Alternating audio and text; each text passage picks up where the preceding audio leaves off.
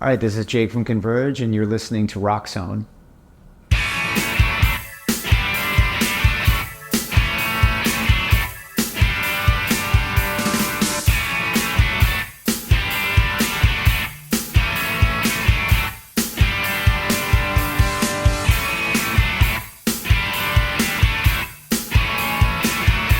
Na kus řeči s Frankem.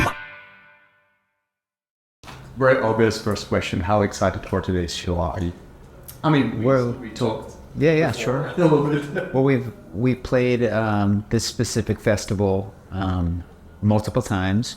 We always. I should start this by saying that we have a lot of ties to the Czech Republic as a band. Since we've been traveling as a band, there's been Czech folks traveling with us in Europe, working with us. You know, our crew has always been predominantly Czech folks, and so we've had a lot of friendships here for a long time. And so a lot of those folks help run this festival. So it's really nice to just be in a familiar place and just see how a festival has grown over the years. It's super cool, super special. I also feel that some of the larger festivals that we play have almost sometimes too many bands to be able to focus, especially if you're a paying attendee going to a show. It's like, how do you even like figure out who you're going to watch, what kind of schedule you're going to put together? You're going to miss something. Here, I think it's just the right amount of, it's a ton, but they're all great, and they're all unique, and they're all special. And you can tell that the promoters are fans of music and fans of current music, as well as the classic bands, and they put together a really cool curated thing. So so in short, we are excited to be here. It's great. It's always been a really cool experience for us to play Brutal Song. So you basically answered my my second question, which was since you're not here for the first time, you have some unforgettable memories. So well, I mean, just this place is really unique, for a festival setting. It's very much, to me, Czech Republic, and feels like that. It's rough around the edges. It has a ton of history. It's absolutely beautiful. It feels like old world Europe. It doesn't feel like any other festival, really, which I like. I like that familiarity of here. If it's not broke, don't fix it. And it also has a DIY sort of mentality that a lot of other festivals lose over time as they grow, just because of you're partnering with outside companies and sponsors or things like that. This still feels very much about the music and about the community and about the scene and all its sub-genres that it has. But we were speaking about that you like to come back to this festival, to a specific festival, to yourself. But I can't recall the last time that you were playing, for example, in Prague. It's been a minute. Not club show, but a venue show. Yeah, there's one venue that we typically play. We've played a handful of times. I guess it was Meat Factory, maybe. No, it's like Opum, or how do you pronounce it? I'm trying to remember how you pronounce it. It's all tile. I know that it's probably holds like 500 people, maybe. Okay. I'm not quite sure right now, but basically where I was aiming was if there are any hints that you will come back, for a club show. Sure. Yeah, absolutely. Really, what it comes down to us as a band, it's just time. Having the time in our schedules. Typically, now at this point in our lives, we have a lot of other things that we do outside of the band that are related to the band, but it also limits our availability in terms of just being able to go on tour. So we like to go now for 2 weeks or under. That's usually what we do, whereas previous times in our lives we could go for like a month and a half, and it would be a hard run. It'd be a lot of work, but we would do it, and we could cover a lot of ground doing that. We could play a lot of places that bands don't typically play. So we, played a lot of small cities and small towns, all throughout Europe, doing that sort of thing. Now we just like to sort of, focus, do the most with with our time. I would imagine we probably wouldn't come back to do club shows until we finish another proper Converge record, which we're always chopping at, and then we come and do that again. So I'd say in the next year or two. Still speaking of shows, it takes me to the thing that next year it will be 30 years since the release of your debut album, Hail in a Haystack. It's crazy. Yeah. Probably even longer. What's that? If the internet doesn't lie. But I'm searching say that it will be 30 years. Yeah, the internet starts keeping track of time, in unique ways. That record was sort of like a mix of demos that we were doing at the time. So for us, it almost doesn't really have a solid release date. It just sort of happened when I was able to save up enough money from working in a nursing home kitchen to put it out. I put that record out with myself and a friend of ours. We just basically partnered and threw our money together to press it. And I think that was it was probably about the summertime of that year. I think we started assembling records. It's been a long time. My question was aiming for if you are planning to celebrate those 30 years, We're not we appreciate all the moments that we have as a band and all of our records and all of those times and places, but we don't really care to celebrate things in a monumental way. The only times where we've played full albums for people and done things like that, it's been by request of promoters, and they'll just ask, will you please do this? Well, yeah, sure. Well, why not? It's fine. And it doesn't mean any more or less. That's just not the way we work as a band. As a band, we just want to, we appreciate all the music that we've created together. We want to, play it and celebrate it with people and be excited. And we're also not a band that eliminates eras for the most part from our catalog in a live setting. Yeah, you won't hear us play songs from way back when because we just don't think that they were particularly that good. But we'll play songs close to that, maybe a few years later, things like that, things that still feel musically relevant to us to still do. We'll sort of dust those off and play them just to do it and have some fun. But yeah, there's just so many songs and so many things.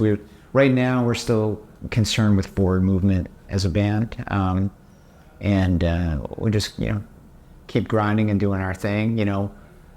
I don't think you'll see us do some big anniversary tour or anything like that.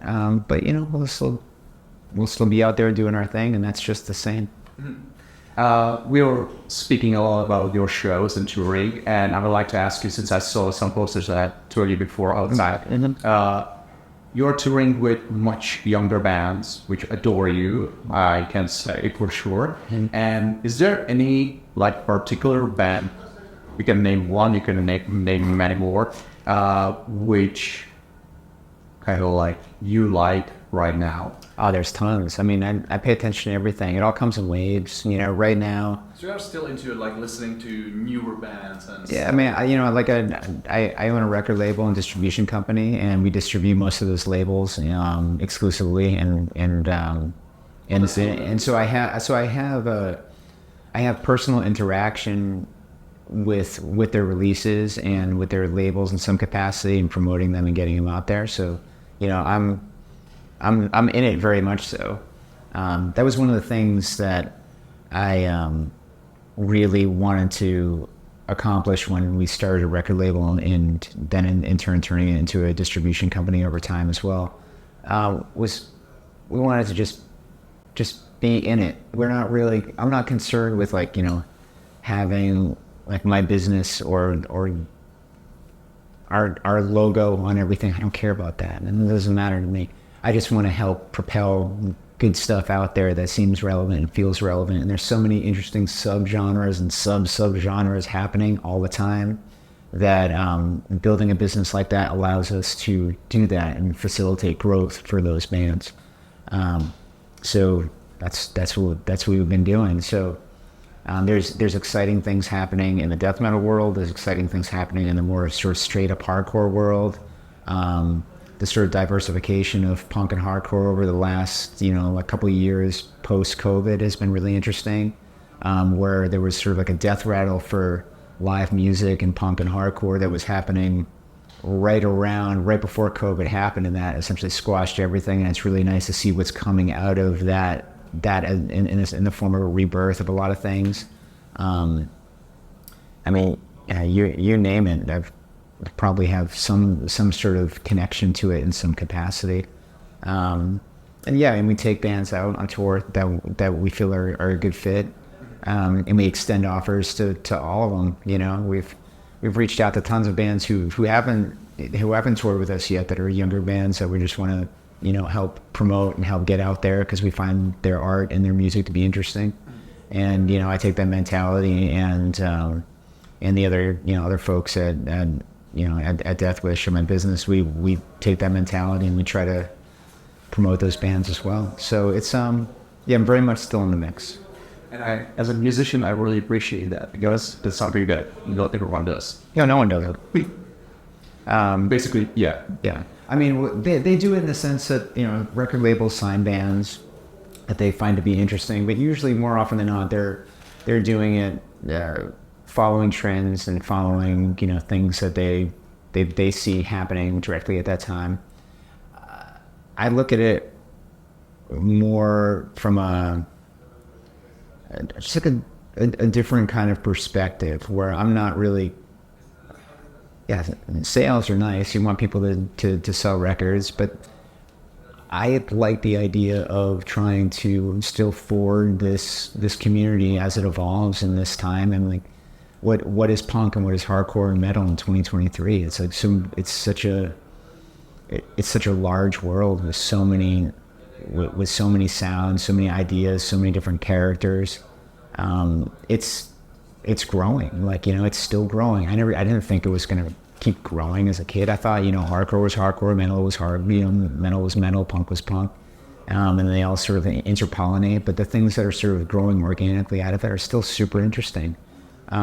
So I want to, to me, that just the fact that platform exists for people is an important thing. And I want to make sure that it's there for folks. And I want to just try to help get, we've already blown the doors open for a lot of things. I want to try to get a lot of young bands heard. Do we have time for? Yes, absolutely.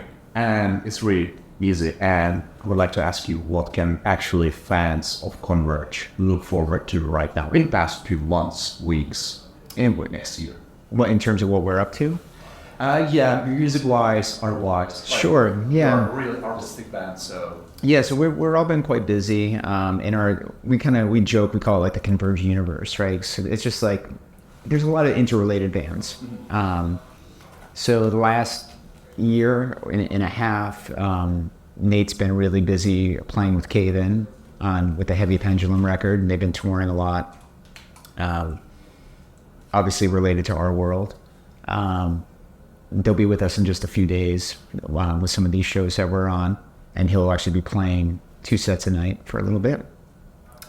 Ben, our drummer, always has lots of things going on. Most recently, he had a new Mutoid Man record come out, which is with Steve from Cave-In and Jeff from High on Fire. And then they're kind of like a hyper-technical power trio. Sort of like, if I had to add a musical character to it or describe it to somebody, I would always say like it's very metal leaning, but played through like the sort of eyes of like All or somebody like that, where it's like hyper technical, really tight, and doesn't really sound like anything else. It's almost like it's virtuosic in some ways. It's really special and fun. They're a fun band. If any of us have like a collective character that's fun and funny, they're the fun guys of our group of people. I just finished recording a new album at Kurt's studio, actually a few weeks ago. It's in mastering today, I think, actually. A new Umber Vitae record, which I did one right before COVID happened. We were initially going to start, touring and doing things all the time at that time. That obviously squashed all that for a bit.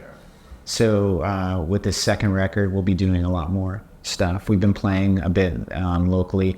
That band is myself, along with my friends Mike and Greg, who are in the Red Chord, it's their band, and John, who's also in the Red Chord, the drummer. He's also in Uncle Acid and the Deadbeats.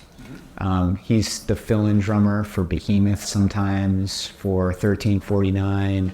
A lot of metal bands. He'll kind of go out and help out and assist if they need a live drummer. He's a brilliant drummer. And also my friend Sean Martin is in that band. And Sean used to be in Hatebreed for a long time. He was a very important sort of cog in the wheel of the early Hatebreed records, like the Perseverance record, Rise of Brutality, and Satisfaction. And he quit after Rise of Brutality. But he's always been really tight with me, and he's one of the best guitarists I know. But yeah, we just wrote a record together I'm really proud of. I'm excited to get that out to the world. Converge has been writing. We're always writing. We have tons and tons of demo material. We just need to we just keep refining and going back to it and going like, oh, that's a cool idea. Let's throw another idea in. And we just let that happen organically. We don't really write on a clock per se. So when that's ready, we'll record a record.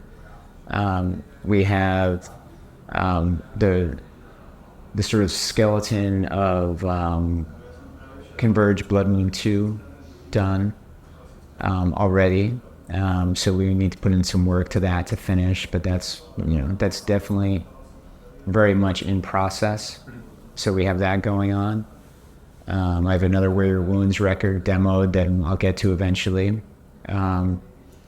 Regular Death Wish work is very busy. Kurt's been building a second studio recently. He's on that. I'm sure and then we all have kids and families, and so our lives obviously clearly revolve around those responsibilities and those loves of our lives, and so sort of just a balance of those things. But yeah, we're staying productive, we're staying busy, and there's a lot of stuff going on. Okay, so we have tons of things to look forward to. Absolutely. And Jacob, I would like to thank you for your time. Yeah, for sure. Thank you. It's a pleasure to see you and talk to you. Thank you. And be sure, guys, to listen to Converge all over the internet, buy their physical music, of course. It's everywhere.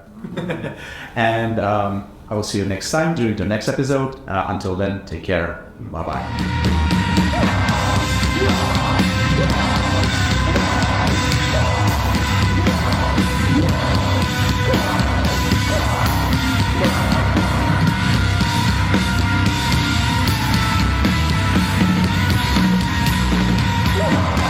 Yeah.